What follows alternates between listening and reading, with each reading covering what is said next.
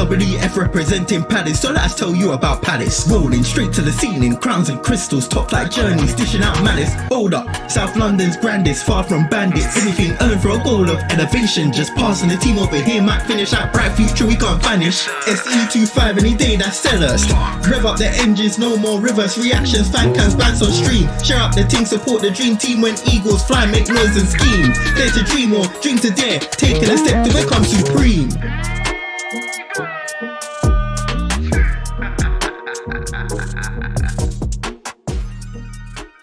Yes, guys, welcome back to Eagle Eye Football and welcome back to Tactical. No, I'm joking. It's a match reaction.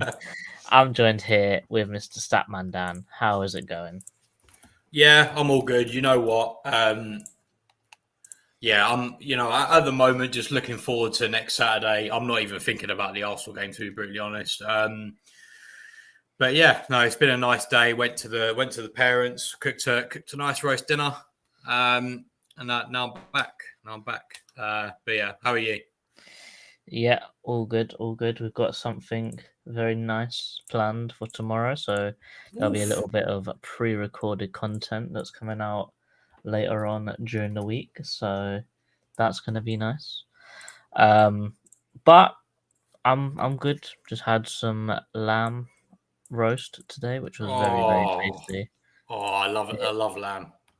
It was very nice, and also you can't top having a little bit of Easter egg as your bloody dessert. It's bloody amazing. Fantastic. But I am happy that I've had a night to sleep on the game because I was impressed and happy with the result. Like outside the stadium, but I think looking at actually how we defended and what Glasner changed when we went down to 10 men, it made me really impressed with how we actually were able to keep Bournemouth to as little attacking opportunities as possible. Mm-hmm. But let's get into it. Let's go through a few comments. Big up the dog said, big up on a side note, looking forward to the IRL content that you'll be doing in this summer. We might be kicking a football for real a little bit more. Potentially. Big up Tim. Very big week ahead. All I'm saying is me and Dan are going to chat through what we're going to chat through. Probably not going to be more than 20 minutes, and then the link will be dropped early so you guys can come in. And I know Tim is a mainstay when it comes to clicking that link. You should be more careful, Tim. What if it's a virus? You never know. Don't trust anyone. It's a phishing scam. Phishing scam. Don't put in your details when you get on the other side. Yeah, just when you click the link, just remember to put your credit card, your sort code. Preferably a credit card that's got a very high limit. Yeah, preferably one of your business cards, Tim. Big up Chairman says, big up everyone. Put the reserves out against Arsenal and go for Villa. Tim says, do you think Glasner will do that, Chairman? I hope there will be some heavy rotation. Unfortunately, I don't think there will be much rotation. No, I don't think so either. Even though I would love there to be rotation, but, you know. Big up Alfie says, what are the chances Glasner goes full strength on Wednesday? I think there's more chance he goes full strength than goes full rotation. Because, you know what? I know this is more of like Arsenal preview for tomorrow, really, but I think there is an argument to be made that I know we got difficult games, but the three teams who are above us, well, apart from maybe Brentford, they're not firing on all cylinders. So I think I think an argument could be made that Arsenal are going to go full strength. So, Mm-hmm. Chairman here says Henderson is a top bloke. Tim, great. There goes my anxiety. And Tim, no, I don't think he will. All right. Dan, once again, we may or may not have hit the nail on the head with Tactical. And I think what Dan's going to talk about a little bit more is in Tactical, if you guys watched it, in my segment, I said, what do? Do we gamble on attack or do we tuck in and defend deep? Obviously, when we had 10 men, we had to drop in deep. You had to. But when we was at 11 men, that's probably where we should have gambled. But I think Dan's probably going to talk about how when Brentford went up, we just tucked in and let them do whatever they wanted with the football. Yeah, I mean, I think one of the big things, and we did talk about this on Tactical, is that you'll have a situation on this side where you'll have, say, Dango on or Ouattara on the inside. Kirkez is quite liable to try and overlap. Sorry, let me get a football there. Let's say, although Dango's got the ball, whatever. Evan Nilsson will be occupying the middle. Cliver will be on this, will drift over to this side as well. And then Adams will likely be supporting in addition to that. And then maybe like these three will sort of tuck in a little bit. So therefore, you had a situation where potentially, like let's say, because the questions that we were asking would the formation look a bit more like this, where Ebbs kind of falls behind like he has done in previous games, like kind of makes like to bolster the midfield a little bit. If you did that, you'd have effectively potentially a 4v3 overload in their favour.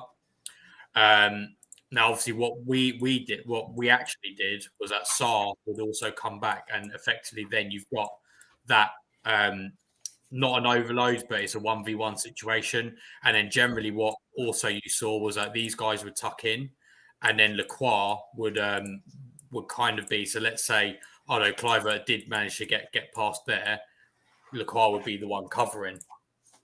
And I think that was fine from a defensive point of view. But obviously, when you're doing that, let's say we do win the ball there.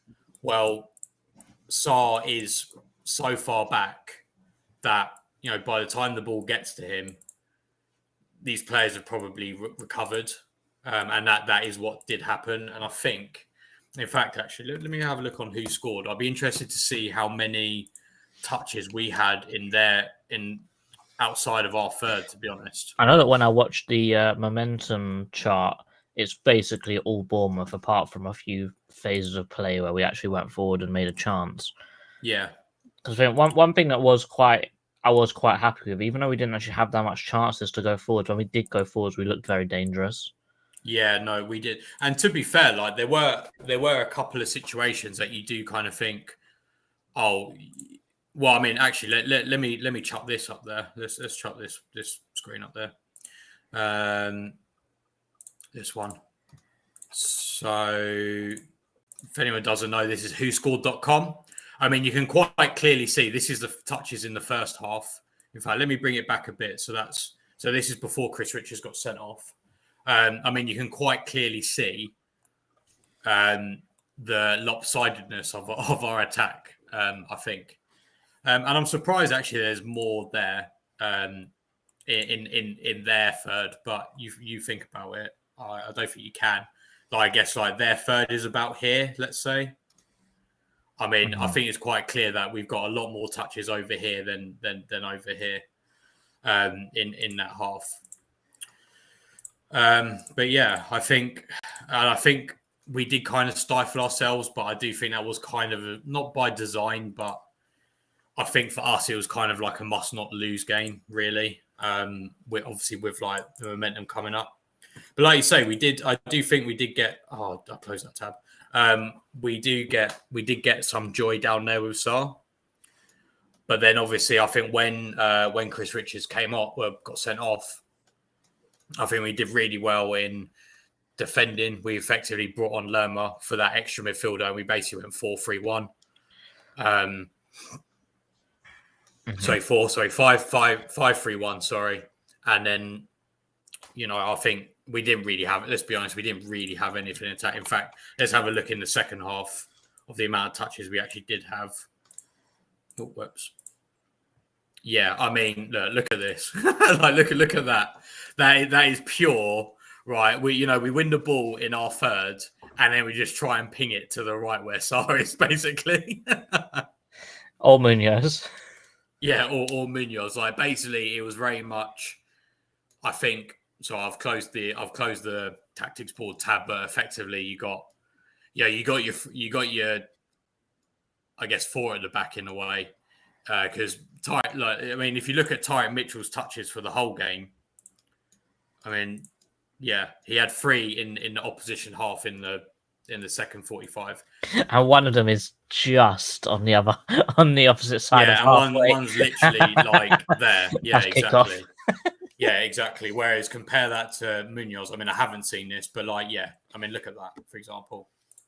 Mm-hmm. That's Sarah Munoz right there. So you can definitely see what we were trying to do. But to be honest with you, I think that's all we could do, really, given the context of the game. Mm-hmm. I think that's all we could do. And honestly, I do think keeping a clean sheet was so important yesterday for going into Saturday. Yeah, and I think one thing that I did see the one thing that I would have liked to have seen, let me show my one on the screen, is we defended like this. We defended very narrow, and how Iraola actually set up was he wanted to get as many people going forwards as possible. So in Tactical, I was expecting, 3 up front. I mean, like you got your ones up front, but they're all going man for man here. But they didn't actually do that. Semenyo was the one actually out wide with Smith tucking in behind him. And then what they did was they threw Alex Scott up there and they sort of played, I guess, a one-man midfield with their centre-backs being so high up the pitch that they were sort of acting as additional midfielders to give him passing options. And and for this reason, I do feel like the gamble of just putting Sarr here means that these guys can't step up that far just for the sake that you can't leave someone like him way behind you with no one there. That's what I was hoping I would see from us, but we stuck it like this. But that just caused them to go further and further forwards, where there was actually a time where I'm sure that every single one of the players was like in our quarter of the pitch. And I was just thinking, I think I was sitting there saying to Chairman, seriously, just put Sarr here. It means that these guys have to drop back, even if they don't want to, because if we get the ball, I don't know, let's just say, for example, if they're here, they pass the ball, Wharton intercepts it here, literally all he has to do is knock it into a space, and then there's no one within touching distance of Sarr. So that little bit of being a little bit more proactive going forwards actually helps us defensively as well, which is what I would have liked to have seen, but that wasn't the case. Also, I think Alex Scott, before some dodgy decisions were made, I thought that he was very key in how they actually built up the play, because he was that fifth person up front, essentially, allowing Semenyo to go out wide and go 1v1 with Mitchell. I feel like that was quite a key thing for them to get a lot more play down this side, because Eze wasn't back in defending, which basically allowed Smith, who's not the fastest guy in the world, and Eze is not the fastest guy in the world either, allowed him to actually step up really high and support him. And we sort of had like an overload for them, 3v2 on this side, which was very, very detrimental to us, because every time Semenyo ran at Mitchell, he'd get past him. Yeah, I mean, I'm having a look at their touch map, and I mean, that does seem, because it seems a lot more heavily geared on that left hand side. Let's see what it's like in the second half. I mean, the second half, I just had a quick look. I think it's a good example of how we just packed out that middle. Because obviously, like, look at the amount of touches they've got, like, in this area. Not many at all, and they're all just kind of stuck here, just not really doing anything. And you look at their shots as well. Where is it? Shots. Like, 3 of them were inside the box in the second half. 4, sorry. But Big up, Rich. Big up, Rich. Big up. Apologies, I was just on another stream. Happy Easter, everyone. Hope you're well. Happy Easter. Well done for getting 14 minutes out of this, by the way. Basically, like tactical redux, really. Yeah, tactical review. That's what's going on right now. No, I think to be fair, there was some interesting things there, and I think it was a case of stick or twist, and I think he went stick this time. Yeah, and to be fair, context of the game, we'll go on to what happened later on, way of adding a little bit of context. But I think context of the game and saying the situation that we were in and the fact that we needed a point just to get a little bit of momentum under our wings before we go to Arsenal, before we go to Wembley on the weekend. I feel like we need both teams. It was a game where both teams just couldn't lose. Yeah, I agree. And it was a perfect recipe for a 0-0, if I'm honest. And yeah, it was. I said it in my fan cam, and I think even Craig commented on it when I posted it. I said, no team deserved to win that. And he went, you know what? I don't disagree. How have we not scored against 10 men in a whole 45 minutes? Yeah. No, I agree. I agree. I think the issue Bournemouth had, which is a bit weird considering I thought they were a bit more fluid in their attacking sense, but the only one that was actually making moves was Semenyo. He was drifting from right to left to middle. Evan Nilsson stood in the middle of the pitch like for 90 minutes and just chilled. Mm-hmm. You know what? I've got an opinion on this actually. I think that towards the end of the game, when Iraola was just putting striker after forward on, it gets to a point where you can't just have a team full of strikers because they're not going to create anything for each other. Like, perfect example is Ismail Assar wouldn't get half the chances he got if Adam Wharton wasn't the one playing the passes into him. Whereas if you've just got Ismail Assar trying to play a pass to Romain Esse, you being just not creating anything. I think maybe you went a little bit too gung-ho with strikers and maybe should have kept someone like Alex Scott on so he could have got sent off. Should we talk about it now? We've got nearly 17 minutes without actually saying anything about a certain person wearing black.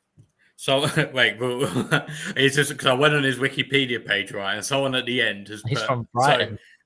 No, that's been changed back now, but it says Barrett was promoted to the FIFA list of international referees in December 2024, replacing Craig Pawson. His dream was to referee against his rivals, Crystal Palace, and try to ruin their season. So I was putting that on Wikipedia. That's elite. Just very quickly, cheers, Tim. Yeah, I checked the settings. It was actually my audio was to the laptop and not to the mic. I've changed it now. Does it sound better? It does. Okay, cool. Cheers, Tim. Yeah, look, I think we all know, and I'm glad like Sky, because Clinton Morrison mentioned it during, when they do the kind of like Soccer Saturday sort of thing. He mentioned it. He said that how on earth has Richards won even the second yellow? Dion Dublin mentioned it on Match of the Day, which was good. So they have mentioned it. That's good. I'm glad they've mentioned it. Something they didn't mention that I wanted to bring up was Clivert intentionally pulling down Sar's shorts, which is unsportsmanlike conduct. Could that have been a red card? Because remember, we've got kids at the ground as well. Like, he literally just said, yo, big man. Like, what if his boxers went down as well? Like, literally, he just bagged him, didn't he? Sar, bless him, yeah. Instead of pulling his shorts back up, he was just like, but it's unprofessional,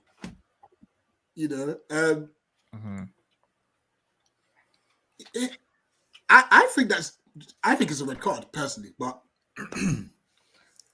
I mean, because it's not like, I guess it's not violent. That because they go more off the violent thing when you start giving out red cards, isn't it? So I don't think they would have done that, but it's definitely unsportsmanlike conduct, and public indecency as well. That's exactly what it is. Remember, we've got kids at the ground. You can't just literally like pull someone's shorts down. That's mad. Anyway, that's just. But with the referee, it's a thing of consistency now, isn't it? And this referee was the same referee that denied Eze's goal against Brentford from the free kick. He's also the same referee when he was on VAR to not give João Pedro's elbow on an Everton player. Really? He didn't give that a red card because there was no connection. He didn't send off Tarkowski. Yep, he didn't send off Tarkowski against Liverpool. I think if I'm not I've got a list. I'm having a list. I'm having a look at the list of his games here. So what else we got on it? Oh, he actually refereed our game when we beat Villa in the EFL Cup. He refereed the. What's he got? Plymouth versus Liverpool. He refereed. To be fair, none of them really stand out to me, but there was this image that we saw yesterday that he had given us 12 yellow cards. I think that was prior to. I don't know if it was before or after sending off, but yeah. Well, in the Bournemouth game, he gave 8 yellow cards. So let's have a look. So he's refereed us 3 times in the Premier League this season. 1, 2, 3, 4, 5. 5 in the Bournemouth game yesterday. And then 1, 2, 3, 4, 5 in the Brentford game. And then the other one's not loading, but that is 1, 2, 3 in the Aston Villa game that we won 4-1. And then he also did our EFL Cup game. So including the EFL Cup, what was I on 14, 15, 16, 17, 18 yellow cards in 4 games. And I'm not saying that, consistency is all over the place with this guy, but I kind of am. Because even for other clubs, Tarkowski not being sent off, him not giving João Pedro one when he clearly went like this to try and hurt someone, but he didn't give it because he didn't connect. So what? I can throw elbows at people if they skank, then it's not a red card. Yeah, that's crazy. You're telling me I got to leave my head there and get hit for him to get sent off. That's awful. And then you've got him giving Richards his first yellow, which is already a very soft yellow, but I can see why he would have given it, but it's still a very, very soft yellow. But the second one is awful. Richards didn't even he touched him, but I don't think he grabbed him. He thought he grabbed him and pulled him back. He just threw himself to the floor. That's what it was. It was just that. And then you see Alex Scott, first one, probably it was a definite yellow because he went sliding in and wiped someone out. Yeah. Right, but then the next one is Sarr picked up the ball at the halfway line and ran all the way to the edge of the penalty spot, and he just got taken out. And you're saying, okay, well, that should have been a second yellow, but he hasn't given it. Yeah. Cool. And you saw both Munoz, Gay, and Sarr all ran to him, and was like, "What about that one?" Yeah. And then the cheek of it, second half, Tyler Adams drags down Hughes and nothing in. And crazy, isn't it? Fair play to Areola, because he noticed that and thought, "Yo, big man, you got to go." Took off Alex Scott at half time. Took off Tyler Adams as soon as that challenge was made. Took off Tara as soon as he got booked. The only one that survived was Cliver. Mm-hmm. And to be fair, the Alex Scott one is a huge admission of guilt. He said, "We got away with one here. Yeah. You're getting off this pitch because if you do anything, if you look at the ref wrong, you're going. So you're coming off the pitch right now." And it's just really bad officiating. Really. Yeah. I've had a look a bit further, and since the beginning of last season, in all games, he's refereed us 5 times and given us 17 yellow cards. Jeez. Just just so you know, that is the most amount. That is the most amount of yellow cards he's given to any. I'm not suggesting that he hates us, but he hates us. He obviously hasn't. I don't know, because I think you know what? If I would say, if I would say, like, I don't know, like that his mentor or whatever, I don't know, or his review or whatever, to tell him how to improve. I think by the letter of the law, the initial yellow cards he was given, I think, stopping an account or whatever, okay, whatever. But I think the problem is that he didn't think about the context of the game, the type of game it was going to be. Like, the type of game it's going to be, every foul is probably going to stop a counter. Do you know what I mean? So if you start dishing them out left, right, and centre, as the law does say to do, you're going to get yourself into that predicament. And right, but he set himself a precedent by doing it in the first place. Yeah, I know. I agree. I think everyone would have forgiven him if he just said to Richards, "Listen, last one." Mm-hmm. Yeah, I mean, 100%. even when watching, the show that Clinton Morrison was on, when he had a go, he had Mike Dean on there saying, "Oh, he should have managed the game a bit better, like he did with Alex Scott." And then even on another one, Dermot Gallagher, who hates everyone, said, "That's the wrong decision." There, thinking like even when these guys who are also useless are saying that you've done something wrong, and Rich, I don't think you're wrong as well with what you said. How in the second half he must have got a phone call because Something must the happen. yellow It changed. cards just stopped. Because he Yeah. was giving out yellow cards for certain things in the first half, and he just didn't do it for both teams in the second Yeah. half Yeah. And until it that's the hit like thing. 90 minutes. And he's like pew pew pew pew again. Yeah, and that's the thing. Like you said, he set a precedent. He set the wrong precedent at the end of the day. Like, I think really what he should have done is kind of maybe chalked it off and been like, look, like the first couple, let them go, and then if they then build up, then you start giving yellows. Like if they start getting silly, or cynical. But the link is in the chat, so if anyone wants, that's the wrong link. Yeah, I put this. That's the wrong link. That's the wrong link. Psych. All right. I put the link in. This is the right link. So if you guys want to join, click the link and we can chat because we ain't got much else to talk about. Let's go You're through. the weakest link. Yeah. Goodbye.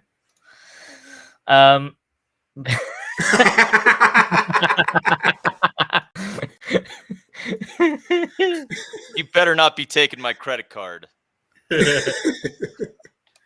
Tim, I've just bought myself a new Land Rover. well, it depends. Yeah, I don't have how that much on your credit limit? I don't So have that's that what I'm saying. I don't have that much credit. It's all. What, It's So all, you've what now can I just buy said, with your Dan. credit? it's all debit cards. You can get yourself Dan, a nice you box have of just- Pop-Tarts. Dan, you've now just admitted Tim is rolling in the cash. That would be that is absolutely fraudulent right there. I mean, Tim- technically it is. How are you doing, though, Tim? I'm all right. I'm all right. Happy Easter, guys. Happy Easter. Happy everyone. Easter, Tim. Right. Um, I definitely wanted to have you on the stream today because we want to talk about Ebbs. Because you Okay. did say you disagreed with. It was my rating for him personally. Well, I just thought by 1 point. Like Okay. I just think we have a perpetual.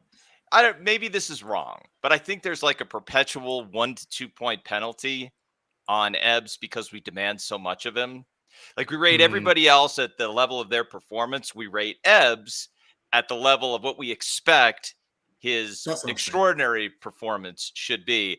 I thought you were spot on about him going forward. I thought he was trying to go forward when he did get on the ball, but he didn't get on the ball very much. When he did get on the ball, everybody, including Ebbs, had some misplaced passes. So going forward's not great. But there were moments where, and I thought this was Glasner.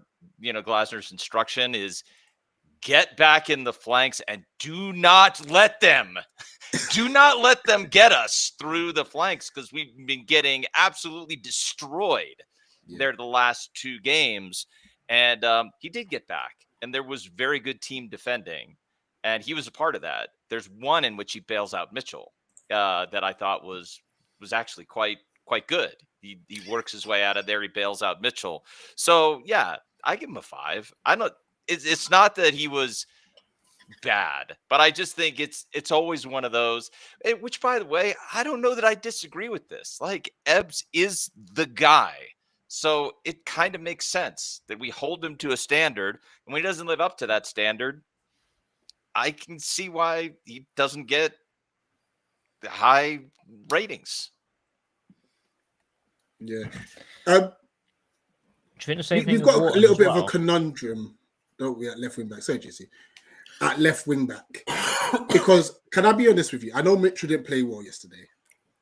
But I was okay. You say why you think he didn't play well. I will grant you. In all fairness, no one played well first half anyway. Well, I would say no one played well going forward, but I did think maybe I'm defensively, especially second half, I think he was really good. Yeah, A lot of people have been clamoring for Chilwell. Yeah, I said to JC, I don't want Semenyo running at Chilwell. Yeah, no, I agree with that. I agree with that. And I guess what I missed and you guys brought this up in your player ratings, and maybe I just missed this, is I didn't give enough credit to how much Mark came in He was and was brilliant. massive. And I just need to watch that back, and I need to give less credit to Ty and more credit to Mark, because I did think Mark was quite good yesterday, especially defensively. And even in some moments, he carried the ball to relieve pressure, which is something that it's one of his most underrated characteristics as a defender. Like, he can carry the ball just to relieve pressure. Absolutely. No, So, yeah, I JC, totally JC, you agree, want to say? Oh no, it was about when Tim was talking about how we rate Ebbs to his potential, and I think we do the same thing with Adam Wharton this season. Same thing with Chet Decore when he was fit and playing. These guys that we know can drop like world class performances. Yeah, we rate them to that standard. How badly have we missed check? Because when I think about Hughes and Wharton and Lerma, none of them are actually sixes. I think we haven't missed check as much as maybe people think. I think when we miss check, because I don't think Czech would really play in the Hughes midfield role. I don't think he's really that guy. I think he's more, I would say he's more second fiddle to Wharton, to be honest. And I think if Wharton was to leave in the summer, then I think Czech would be there. Okay. But don't you think, when I think of Czech, he tends to pick up that defensive space in front of the backline, no matter what. Yeah, he's a shield. He's a shield. And this is not to criticize Wharton, Hughes, or Lerma, because I think they've played well this season. But I'm just looking at the City and the Newcastle games, and it could come up against Villa as well. It definitely happened against Arsenal. We don't have a shield. What? So would you have, say, like Czech in the middle? Like, if you was to have like a midfield three, he would be like the middle, and then you'd have Wharton on one side, Hughes on the other side, sort of thing. That could work, yeah. Let me ask a question on that, Rich. Do you think, because if you say that, makes me think this is probably not right, because it was just such a bad result and a bad performance. But in the two games, City and Newcastle, the midfield gets overrun. Do you think the midfield still gets overrun with Czech in there as a shield in front of the back three?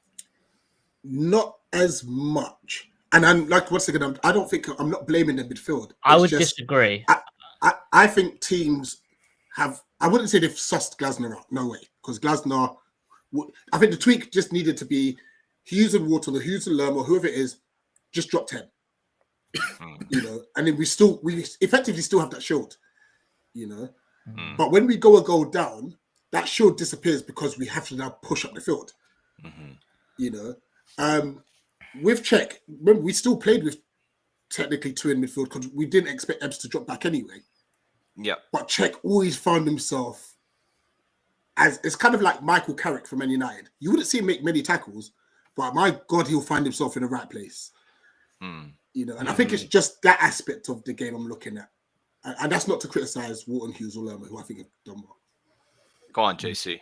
I think for me, the dream for me was Wharton and Decore in the midfield. Yeah.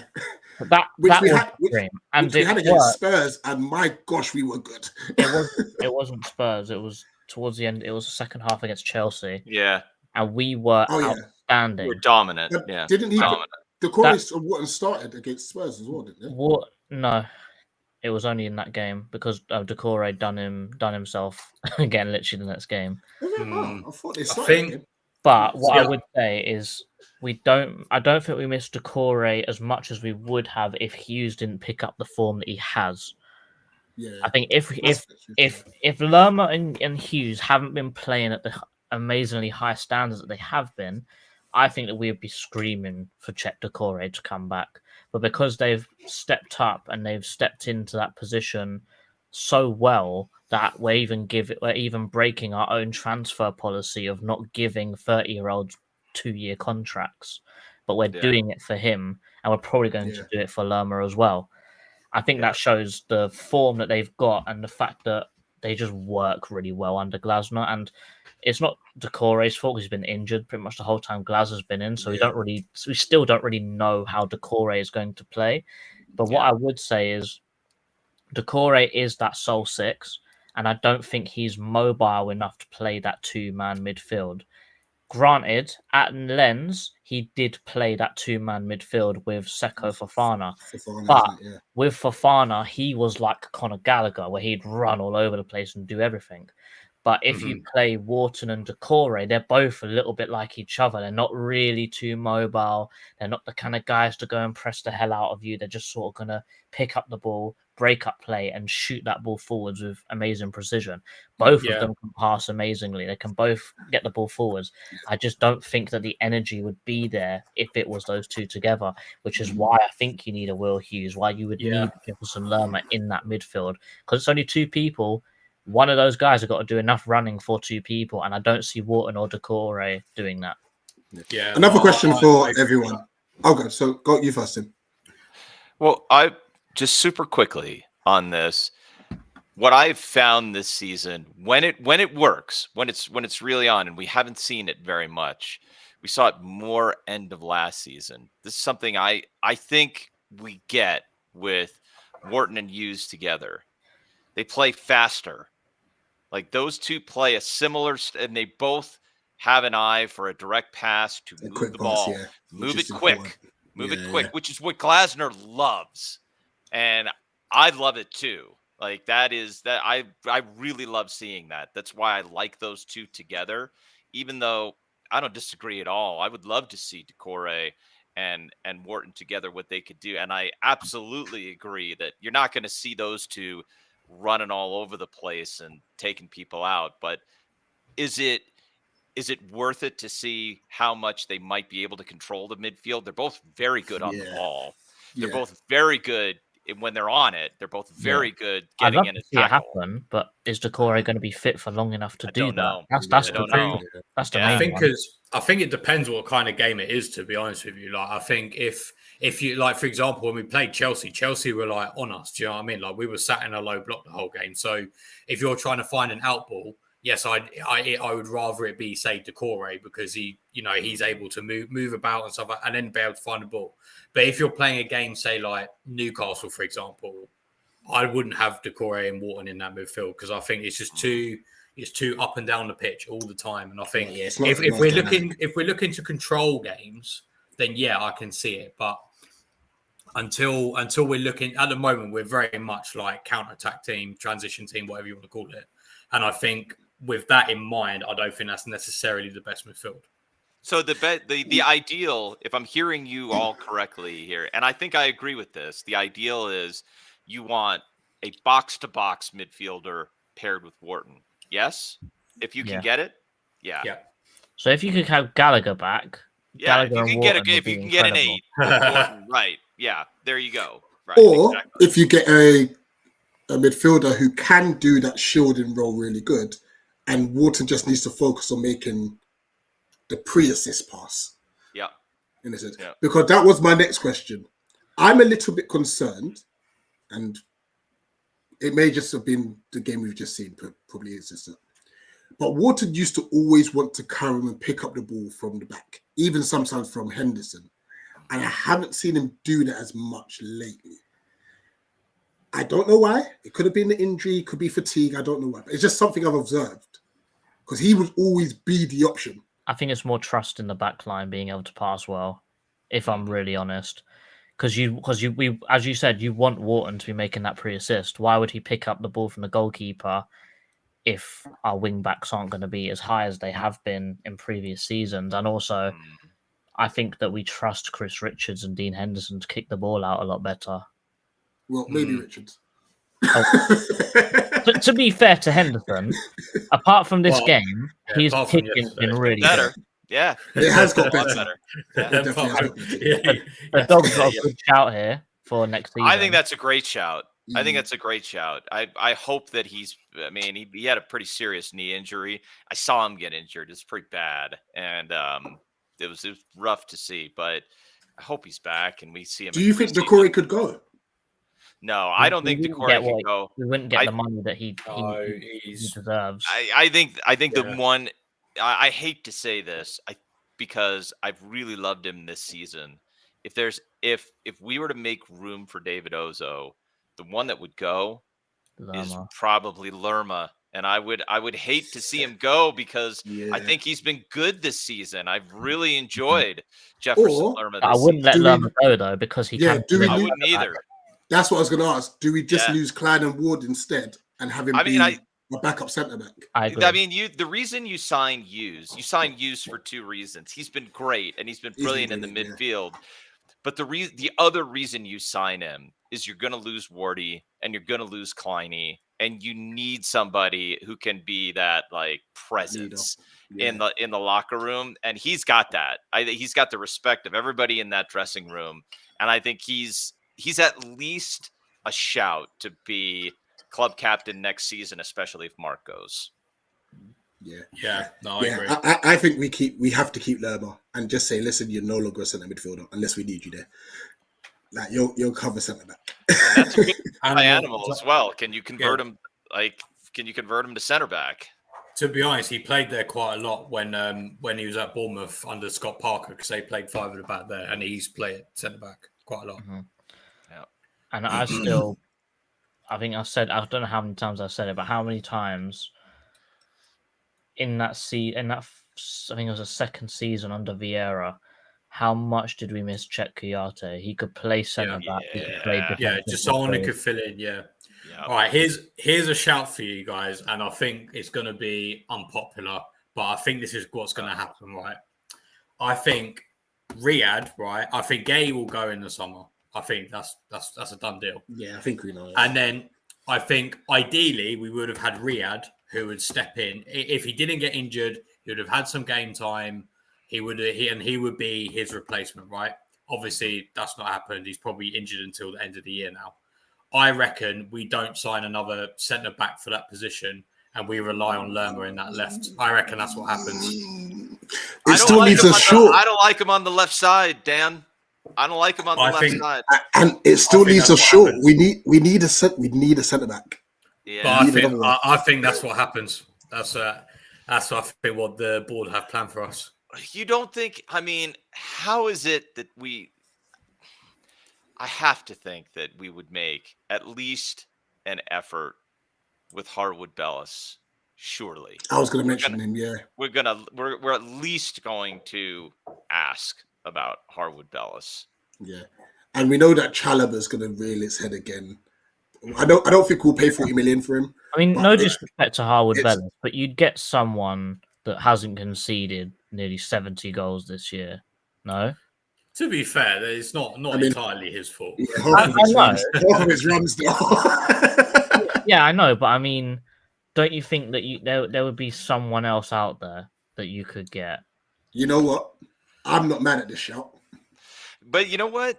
I mean, I'm not either. And it's nice that he's come back, like dog. the Pavlovic thing, for example. Like you'd It'll probably be him. Yeah. You'd rather an AC Milan starting centre back than a guy that's got relegated. And Pavlovic is left-footed, which would slot into that left-sided centre back. Pavlovic will be a great shot. Person. I would love Jamid to get a chance, or just to make the bench, though. To be fair, Jamid is 18 years old, so he's got time. He's got time. Yeah. Is that how you pronounce it? I thought it was Gemide, but I might be wrong about that. We're probably both right. It doesn't matter. But like he's like you said, he's 18 and he's a big kid, and he's hopefully he's fully recovered. He's pretty mobile. I don't think of him as, to be fair, he could play in that left-sided role because he's a left footer, so he could do it. But I always thought that he'd be the guy, especially at his age, if he goes out and he gets a loan. He's big. He's imposing. He seems perfect to play the center of that back three when he's ready for it. But that might be some years from now. Yeah. I mean, I'm gutted for Chadi Riyadh because we spoke about obviously Glasgow and how we would have moved the ball quicker. His passing ability is so good. Yeah. It's You didn't actually know that. That's really true. good, That's true. you know. Hey, can I give you? I don't want to rant too much on the ref here, but can I give No, you go just? ahead. All right.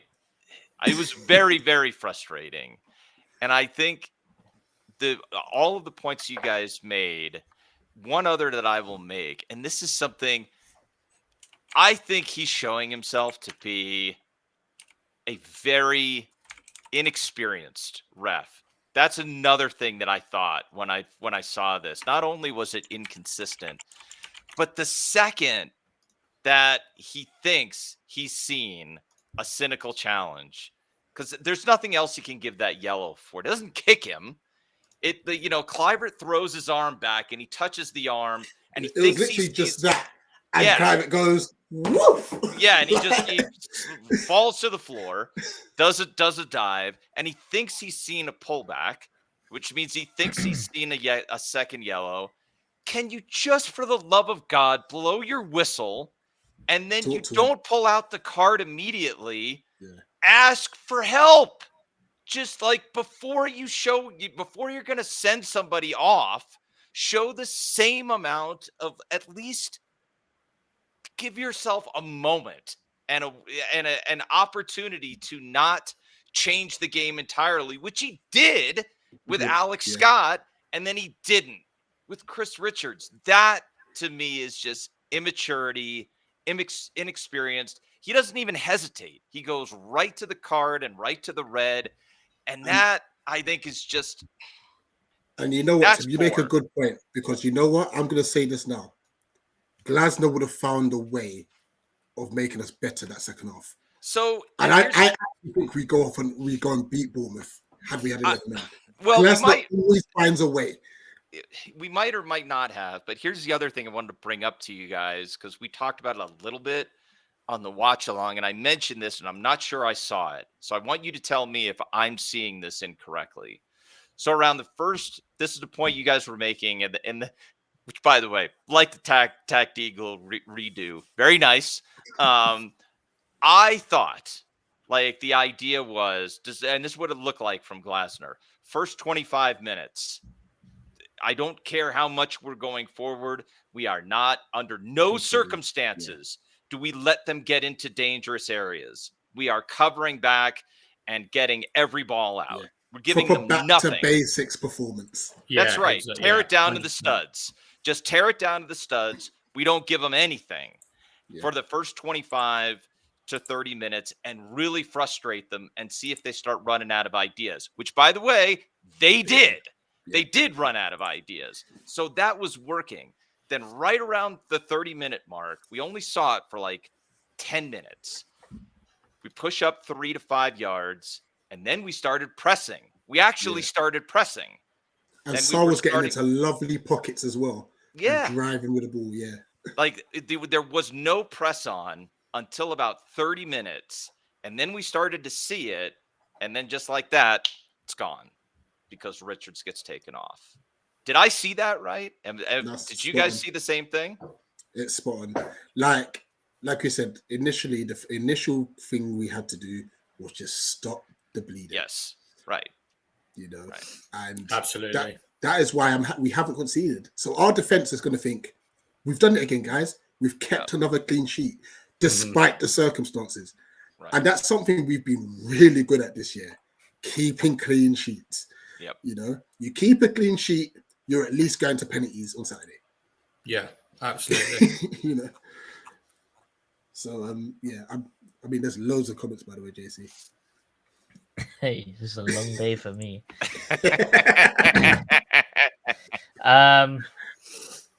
Where do I start? Really, there's better comments. So big up everyone.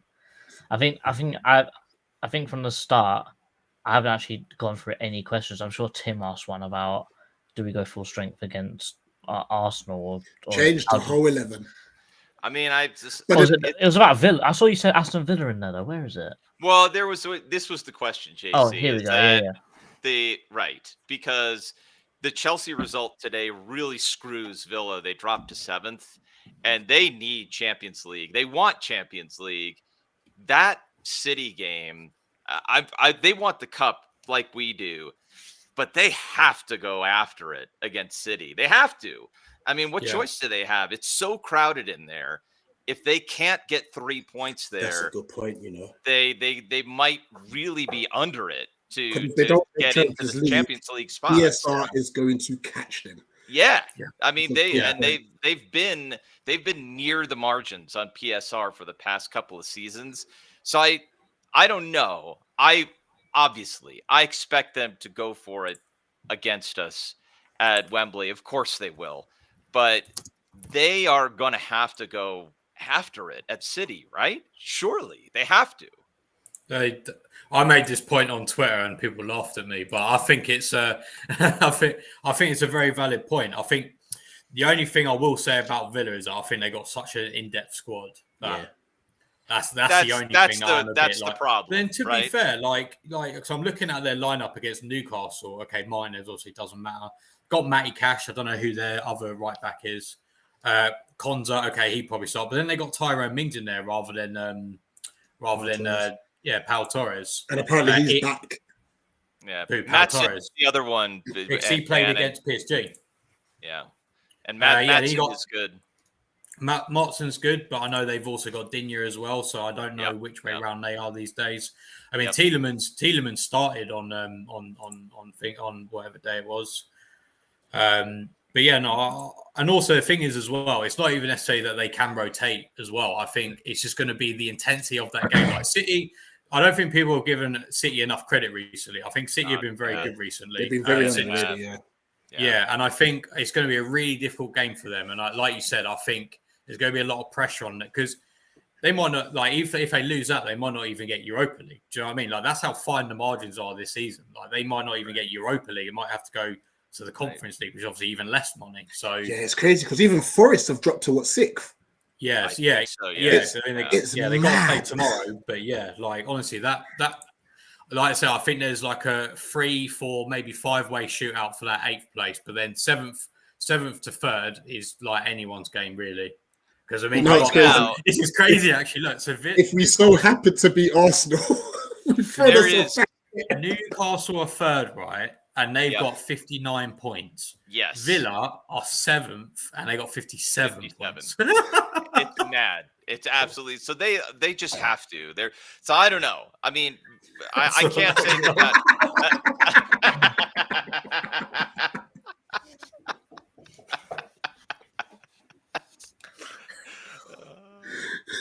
If you want to see Tristan play football, click here. Oh my God. It was about 2 years ago, man. It was about 2 years ago.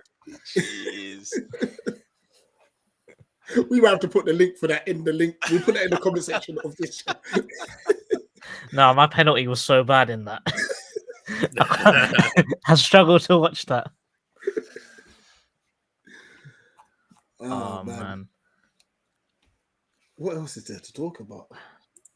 Not really. I'm surprised we managed to get 53 minutes out of this game. Probably, brutally honest. I did have like mini notes. Hold on. No, I think we discussed all of it. Here's one. We are mathematically safe. Hey. There you go. But are we going to finish 12th though? Well, we're there right now. And I tell you what, we are damn consistent. 32 games, 11 wins, 11 draws, 11 losses. What a team. What a team. So here's the prediction you need to this is what I would want to see, because last season we came so close to the first season in the Premiership where Palace ends with a positive goal difference, or at least not a negative goal difference. Can it happen this season? Can it happen? No, that -8 we had over the last couple of games. Last season we were -1, right? That's how we ended the season. Dan, I'm sure we had to talk about this on Tap TV. Yeah. I'm sure we have at least 1 or 2 seasons where we had a positive goal difference. Is that true? Yeah. I think Vieira's first season had a positive goal difference. In terms of the numbers, we were crazy unlucky to finish where we finished that season.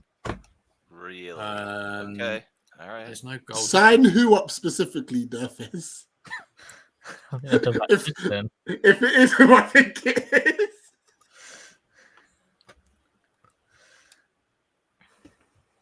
Yeah, I mean that looks like the only other time I've had positive there. But yeah, What was the goal difference on that season, Dan? Was it was a plus Plus one four. or something? Yeah, +4. plus There you go. 4. Wow. Okay. There we go. Okay. Tim, before we wrap up, because I think we'll probably end up discussing it within the week at some point, what would be your starting 11 against Arsenal? Oh, okay. If I had my The choice, cleaner.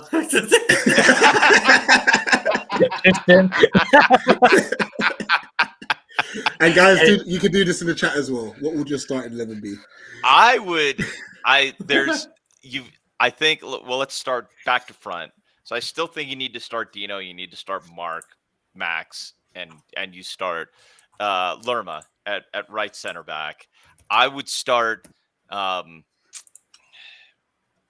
Would I start Munoz? Munoz can run forever. I don't. Yeah. You got four. Do you do Kapora and Chilwell, or do you? Yeah. I would. Okay, so Kapora and Chilwell, Kamada and Devaney, and then Nketiah and França, Esse Esse. and França. France and Esse, Yeah. Yours was very close to mine because mine was Turner, Kapore, Ward, Klein, Lerma, Ore. Chilwell, Devaney, Kamada. I'm changing all of them. I can't see Glasner doing it, but He's not going to. But I would love to. But I would love to see it. I especially would. In the really ideal, I would love to see Kapora and Ume playing in the wingbacks, the under 8s. I mean, they got a parade at half time, to be fair, so that's what they're made of. Yeah, put the mascots on. Pete the Eagle in goal. Pete, that's it. Pete. Very nice. Very nice. Any of the beer stewards, out there. Honestly, I don't think we need to risk any injuries on Wednesday. No. And you know what's mad? Arsenal will be thinking the same thing because they will. Oh, yeah. the following Tuesday they've got PSG. Yeah, So I talked to a guy who's one of the Arsenal fans I work with, and I just said I can't see us going full strength, and he said there's no way that Arteta is going to do anything other than play a bunch of reserves in that match. You can't risk it. You can't risk. I mean, they have a genuine chance. Champions League, and I'm not sure. Yeah. I mean, I'm exhausted by Arsenal. So even though I get that it would be good for the EPL if they won, I'm not gonna lie. I am that guy. I would love to see PSG absolutely batter them. I'm terrible that way. I know you root for the league, but I'm just nah. I was looking at it and I was thinking, defensively, I don't know who beats them.